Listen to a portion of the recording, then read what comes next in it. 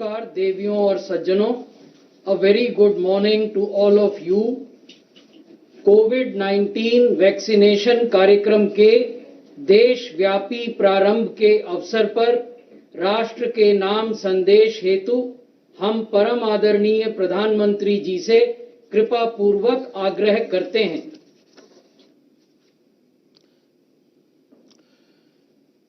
मेरे प्यारे देशवासियों, नमस्कार। आज के दिन का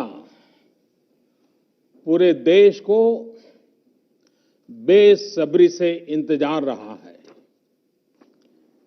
कितने महीनों से देश के हर घर में बच्चे, बूढ़े, जवान सभी की जुबान पर यही सवाल था कि कोरोना की वैक्सीन कब आएगी। तो अब कोरोना की वैक्सीन आ गई है, बहुत कम समय में आ गई है। अब से कुछ ही मिनट बाद भारत में दुनिया का सबसे बड़ा टीकाकरण अभियान शुरू होने जा रहा है।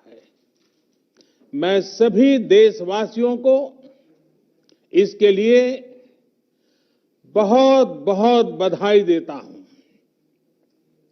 आज वो वैज्ञानिक, वैक्सीन रिसर्च से जुड़े अनेकों लोग विशेष रूप से प्रशंसा के हकदार हैं, जो बीते कई महीनों से कोरोना के खिलाफ वैक्सीन बनाने में जुटे थे, दिन रात जुटे थे। न उन्होंने त्योहार देखा है, न उन्होंने दिन देखा है, न उन्होंने रात देखी है।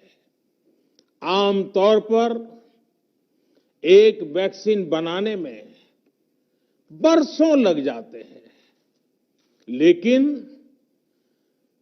इतने कम समय में एक नहीं, दो मेड इन इंडिया वैक्सीन तैयार हुई है। इतना ही नहीं, कई और वैक्सीन पर भी काम तेज गति से चल रहा है। ये भारत के सामर्थ्य, भारत की वैज्ञानिक दक्षता, भारत के टैलेंट का जीता जागता सबूत है। ऐसी ही उपलब्धियों के लिए राष्ट्रकवि रामधारी सिंह दिनकर जी ने कहा था, मानव जब जोर लगाता है, पत्थर पानी बन जाता है। भाइयों और बहनों, भारत का टीकाकरण अभियान बहुत ही मानवीय और महत्वपूर्ण सिद्धांतों पर आधारित है। जिसे सबसे ज्यादा जरूरी है, उसे सबसे पहले कोरोना का टीका लगेगा। जिसे कोरोना संक्रमण का रिस्क सबसे ज्यादा है, उसे पहले टीका लगेगा। जो हमारे डॉक्टर्स हैं, नर्सेस हैं, अस्पताल में सफाई कर्मी हैं, मेडिकल, पैरामेडिकल स्टाफ हैं, वो कोरोना की वैक्सीन के सबसे पहले हकदार हैं।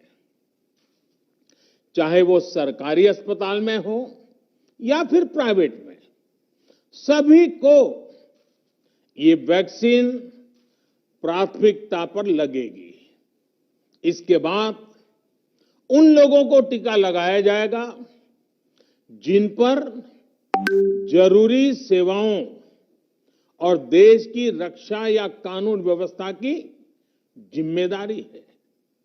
जैसे हमारे सुरक्षा बल हो गए, पुलिसकर्मी हो गए, फायर ब्रिगेड के लोग हो गए, सफाई कर्मचारी हो गए, इन सभी को ये वैक्सीन प्राथमिकता पर लगेगी। और मैंने जैसा पहले भी कहा है, इनकी संख्या करीब करीब 3 करोड़ होती है। इन सभी के वैक्सीनेशन का खर्च भारत सरकार द्वारा उठाया जाएगा।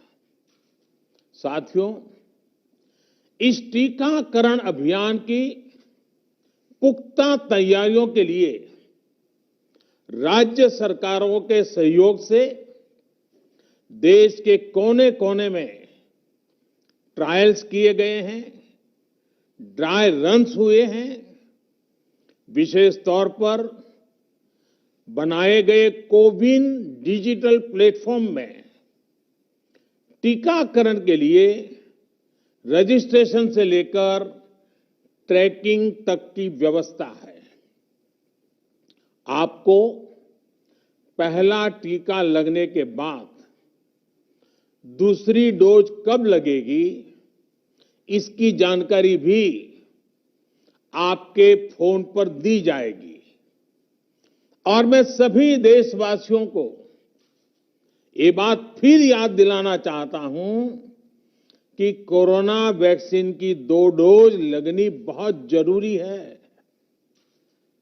एक डोज ले लिया और फिर भूल गए, ऐसा गलती मत करना।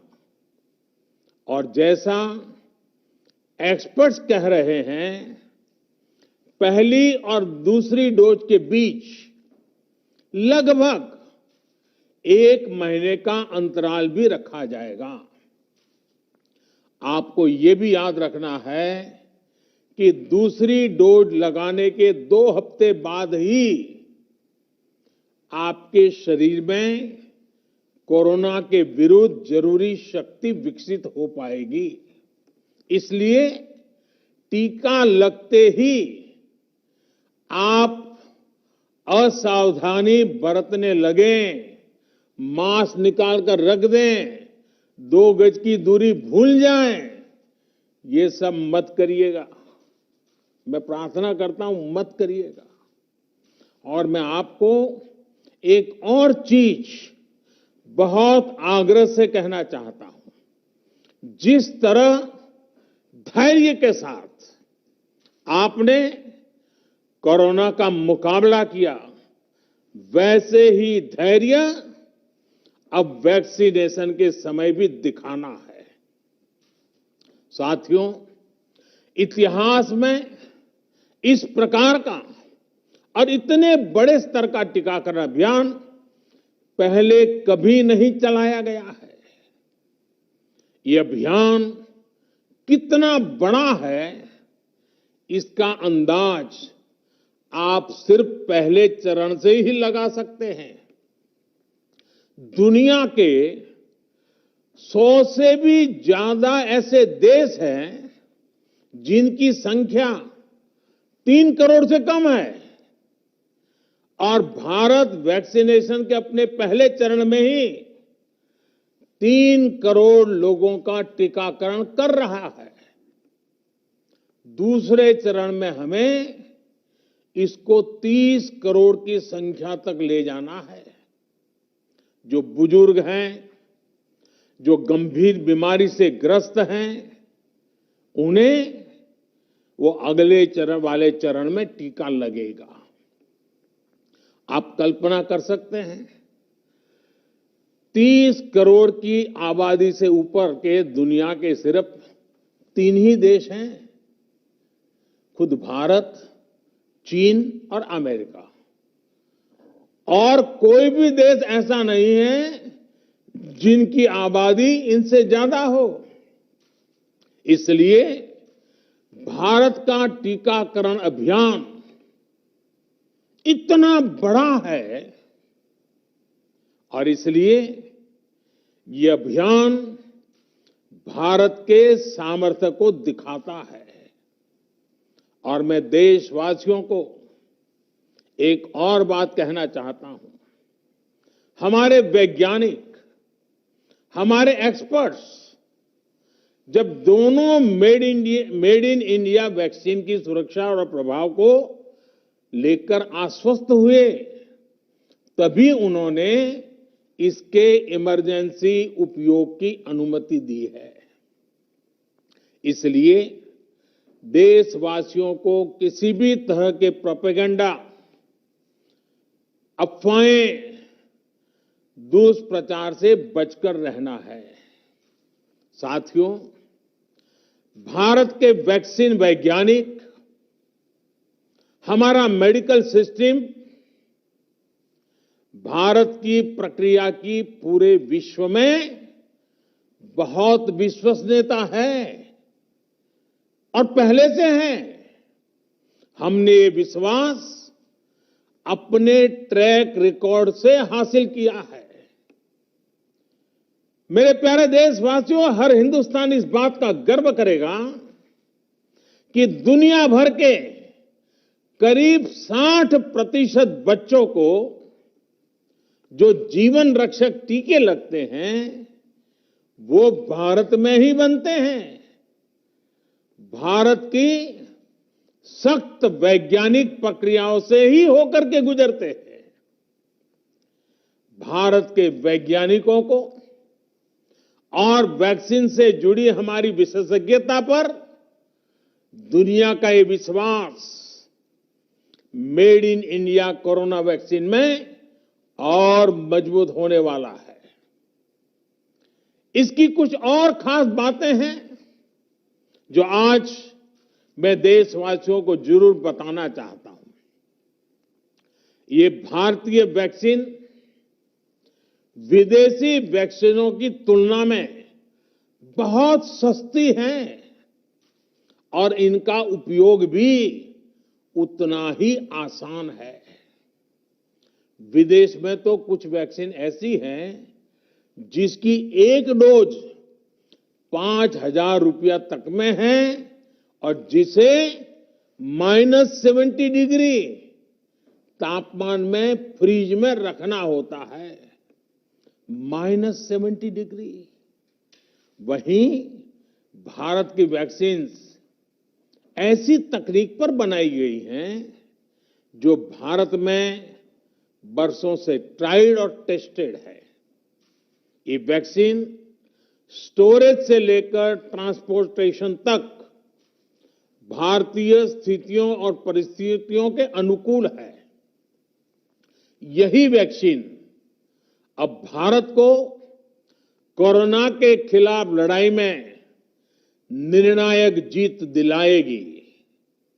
साथियों, कोरोना से हमारी लड़ाई आत्मविश्वास और आत्मनिर्भरता की रही है। इस मुश्किल लड़ाई से लड़ने के लिए हम अपने आत्मविश्वास को कमजोर नहीं पड़ने देंगे। ये प्रण हर भारतीय में दिखाई दिया है। संकट कितना ही बड़ा क्यों न हो, देशवासियों ने कभी आत्मविश्वास खोया नहीं। जब भारत में कोरोना पहुंचा, तब देश में कोरोना टेस्टिंग की एक ही लैब थी। हमने अपने सामर्थ्य पर विश्वास रखा और आज 2300 से ज्यादा लैब्स का नेटवर्क हमारे पास है। शुरुआत में हम mask, PPE kit, testing kits, ventilators जैसे जरूरी सामान के लिए भी विदेशों पर निर्भर थे। आज इन सभी सामानों के निर्माण में हम आत्मनिर्भर हो गए हैं और इनका निर्यात भी कर रहे हैं। आत्मविश्वास और आत्मनिर्भरता की इसी ताकत को हमें टीकाकरण के इस दौर में भी सशक्त कर रहा है। साथियों, महान तेलुगु कवि श्री गुराजाड़ा अप्पा राव ने कहा था, सौंत लाभम कौंत मानुको सौंत लाभ कौंत मानुको पौरु गुवाडिकी तोड़ू पाडबोय देश मंटे मट्टी कादोई देश मंटे मनुष्य लोय। यानी हम दूसरों के काम आए, ये निस्वार्थ भाव हमारे भीतर रहना चाहिए। राष्ट्र सिर्फ मिट्टी, पानी, कंकड़, पत्थर से नहीं बनता, बल्कि राष्ट्र का अर्थ होता है हमारे लोग। कोरोना के विरुद्ध लड़ाई को संपूर्ण देश ने इसी भावना के साथ लड़ा है। आज जब हम बीते साल को देखते हैं तो एक व्यक्ति के रूप में, एक परिवार के रूप में, एक राष्ट्र के रूप में हमने बहुत कुछ सीखा है, बहुत कुछ देखा है, जाना है, समझा है। आज भारत जब अपना टीकाकरण अभियान शुरू कर रहा है तो मैं उन दिनों को भी याद कर रहा हूं। कोरोना संकट का वो दौर जब हर कोई चाहता क्या कि कुछ करें, लेकिन उसको उतने रास्ते नहीं सूझते थे। सामान्य तौर पर बीमारी में पूरा परिवार बीमार व्यक्ति की देखभाल के लिए जुट जाता है, लेकिन इस बीमारी ने तो बीमार को ही अकेला कर दिया। अनेकों जगह पर छोटे छोटे बीमार बच्चों को मां से दूर रहना पड़ा। मां परेशान रहती थी, मां रोती थी, लेकिन चाहकर भी कुछ कर नहीं पाती थी। बच्चे को अपनी गोद में नहीं ले पाती थी। कहीं बुजुर्ग पिता अस्पताल में अकेले अपनी बीमारी से संघर्ष करने को मजबूर थे। संतान चाहकर भी उसके पास नहीं जा पाती थी। जो हमें छोड़कर चले गए, उनको परंपरा के मुताबिक वो विदाई भी नहीं मिल सकी जिसके वो हकदार थे।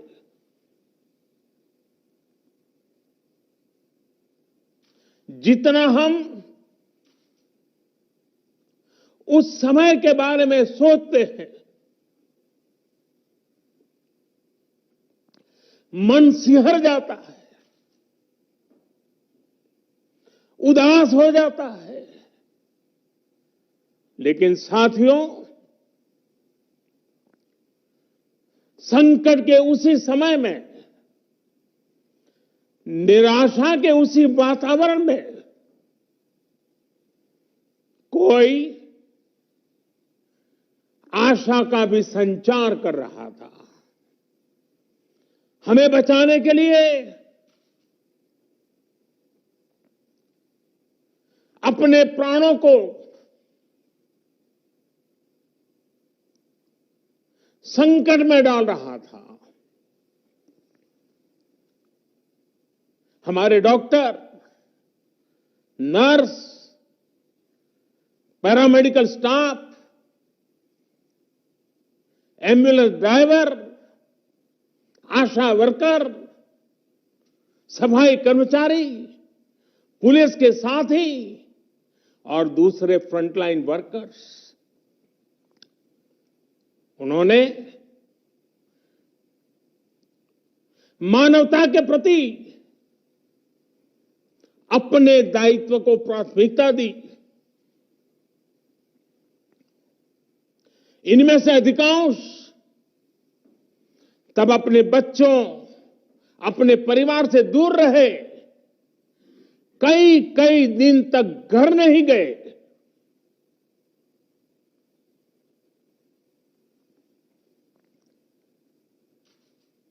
सैकड़ों साथी ऐसे भी हैं जो कभी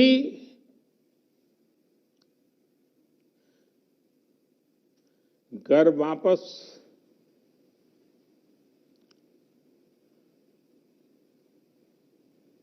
लौट ही नहीं आ पाए।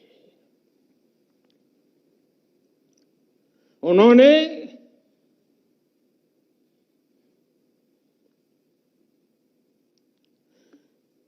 एक एक जीवन को बचाने के लिए अपना जीवन आहुत कर दिया। इसलिए आज कोरोना का पहला टीका स्वास्थ्य सेवा से जुड़े लोगों को लगाकर एक तरह से समाज अपना ऋण चुका रहा है। ये टीका उन सभी साथियों के प्रति कृतज्ञ राष्ट्र की आदरांजलि भी है। भाइयों और बहनों,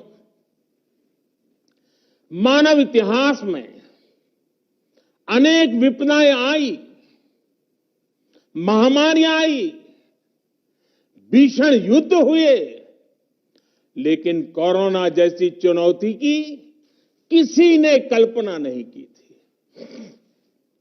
एक ऐसी महामारी थी जिसका अनुभव न तो साइंस को था, न ही सोसाइटी को था। तमाम देशों से जो तस्वीरें आ रही थी, वो खबरें आ रही थी, वो पूरी दुनिया के साथ साथ हर भारतीय को विचलित कर रही थी। ऐसे हालात में दुनिया के बड़े बड़े एक्सपर्ट्स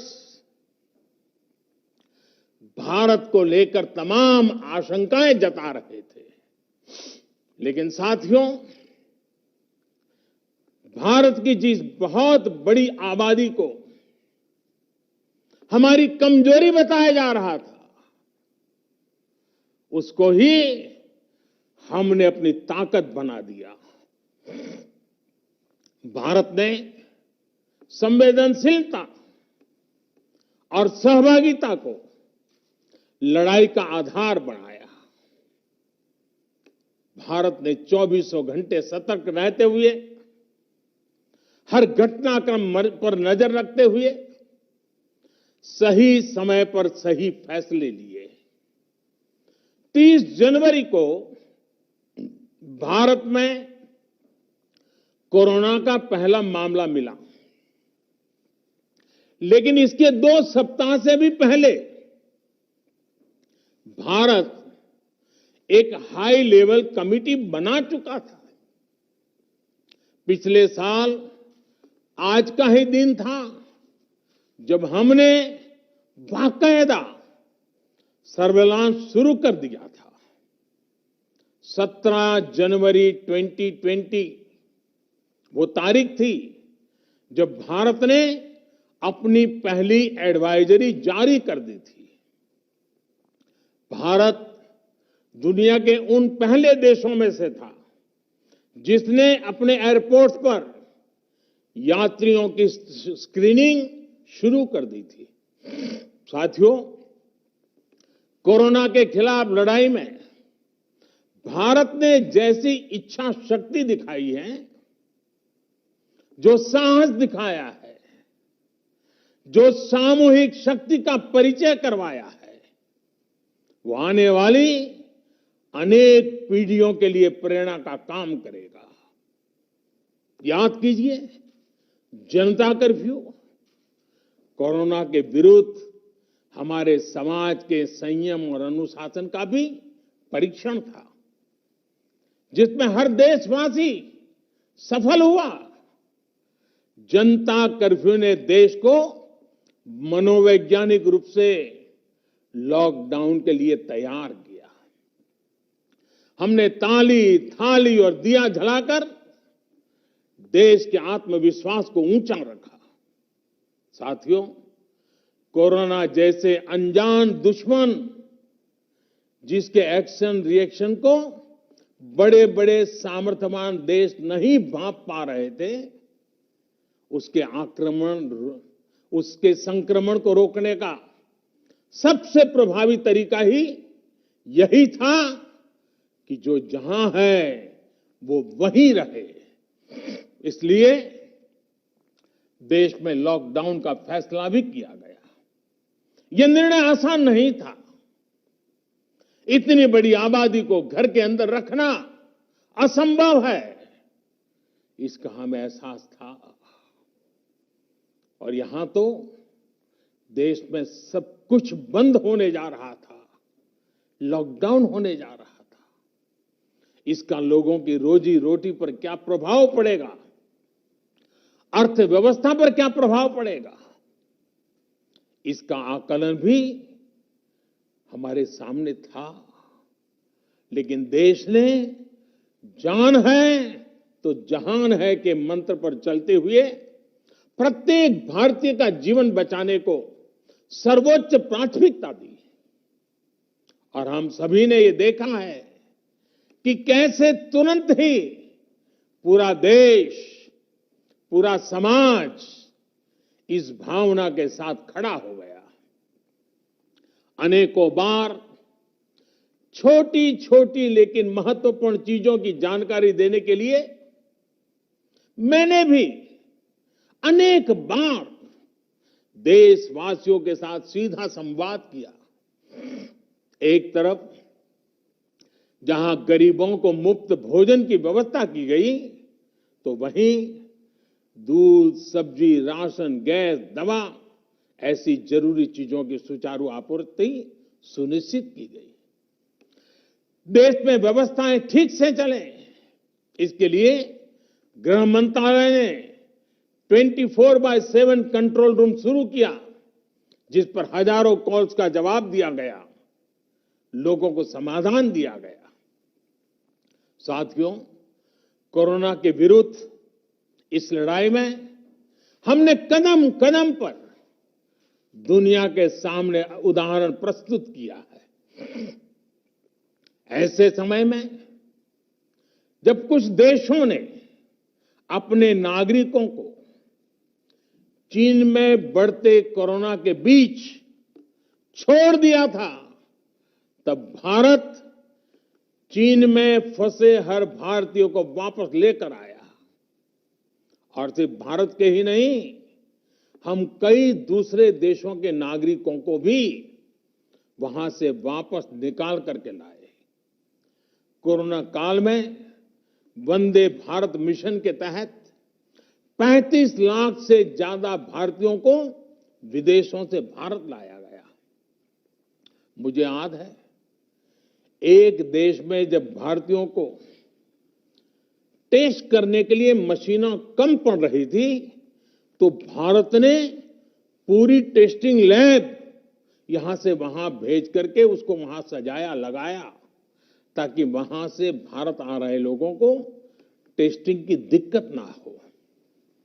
साथियों, भारत ने इस महामारी से जिस प्रकार से मुकाबला किया, उसका लोहा आज पूरी दुनिया मान रही है। केंद्र और राज्य सरकारें, स्थानीय निकाय, हर सरकारी संस्थान, सामाजिक संस्थाएं कैसे एकजुट होकर बेहतर काम कर सकते हैं, ये उदाहरण भी भारत ने दुनिया के सामने रखा। इसरो, डीआरडीओ, फौज से लेकर किसानों और श्रमिकों तक सभी एक संकल्प के साथ कैसे काम कर सकते हैं, ये भारत ने दिखाया है। 2 गज की दूरी और मास्क है जरूरी, उस पर फोकस करने वालों में भी भारत अग्रणी देशों में रहा। भाइयों और बहनों, आज इन्हीं सब प्रयासों का परिणाम है कि भारत में कोरोना से होने वाली मृत्यु की दर कम है और ठीक होने वालों की दर बहुत अधिक है। देश के कई जिले ऐसे हैं जहां एक भी व्यक्ति को हमें कोरोना की वजह से खोना नहीं पड़ा। इन जिलों में हर व्यक्ति कोरोना से ठीक होने के बाद अपने घर पहुंचा है। बहुत से जिले ऐसे भी हैं जहां बीते 2 सप्ताह से कोरोना संक्रमण का एक भी केस नहीं आया है। जहां तक कि लॉकडाउन के से प्रभावित अर्थव्यवस्था की रिकवरी में भी भारत दुनिया में आगे निकल रहा है। भारत उन गिने चुने देशों में है जिसने मुश्किल के बावजूद दुनिया के 150 से ज्यादा देशों में जरूरी दवाएं और जरूरी मेडिकल सहायता पहुंचाई। पैरासीटामोल हो, हाइड्रोक्सी क्लोरोक्वीन हो, टेस्टिंग से जुड़ा सामान हो, भारत ने दूसरे देश के लोगों को भी बचाने की हर संभव कोशिश की। आज जब हम अपनी वैक्सीन बना ली है, तब भी भारत की तरफ दुनिया आशा और उम्मीद की नजरों से देख रही है।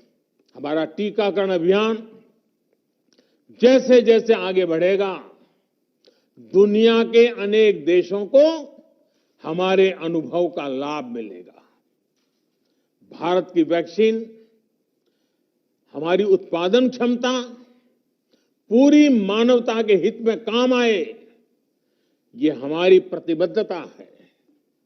भाइयों और बहनों, ये टीकाकरण अभियान अभी लंबा चलेगा।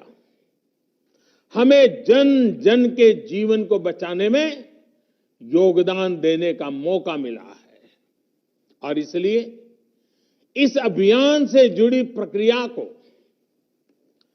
उस प्रक्रिया का हिस्सा बनने के लिए भी देश में वॉलेंटियर आगे आ रहे हैं। मैं उनका स्वागत करता हूं और भी अधिक वॉलेंटियर्स को मैं अपना समय इस सेवा कार्य में जोड़ने के लिए जरूर आग्रह करूंगा। हां, जैसा मैंने पहले कहा, मास्क, 2 गज की दूरी और साफ सफाई ये टीके के दौरान भी और बाद में भी जरूरी रहेंगे। टीका लग गया तो उसका अर्थ ये नहीं कि आप कोरोना से बचाव के दूसरे तरीके छोड़ दें। अब हमें नया प्रण लेना है। दवाई भी, कड़ाई भी। दवाई भी, कड़ाई भी। आप सभी स्वस्थ रहें, इसी कामना के साथ इस टीकाकरण अभियान के लिए पूरे देश को बहुत बहुत शुभकामनाएं देता हूं। देश के वैज्ञानिकों का, रिसर्चर्स का, लैब में जुड़े हुए सब लोगों का, जिन्होंने पूरे साल एक ऋषि की तरह अपने लैब में जीवन खपा दिया और ये वैक्सीन देश और मानवता को दी है, मैं उनको भी विशेष रूप से अभिनंदन करता हूं, उनका आभार व्यक्त करता हूं। मेरी आप सबको बहुत बहुत शुभकामनाएं हैं। आप जल्द इसका लाभ उठाएं, आप भी स्वस्थ रहें, आपका परिवार भी स्वस्थ रहे, पूरी मानव जात इस संकट की घड़ी से बाहर निकले और स्वस्थता हम सबको प्राप्त हो। इसी एक कामना के साथ आप सबका बहुत बहुत धन्यवाद। परम आदरणीय प्रधानमंत्री जी से अनुरोध है कि रिमोट बटन दबाकर विश्व के सबसे बड़े वैक्सीनेशन कार्यक्रम का औपचारिक प्रारंभ करने की कृपा करें।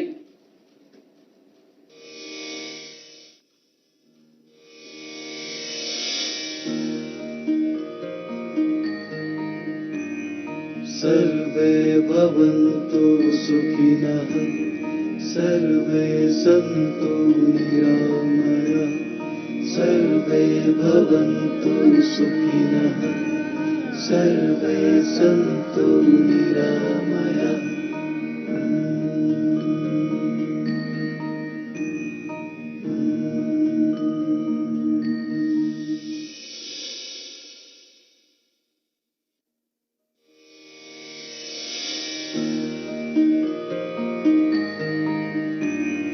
सर्वे भवन्तु सुखिनः सर्वे सन्तु निरामयाः सर्वे भवन्तु सुखिनः सर्वे सन्तु निरामयाः।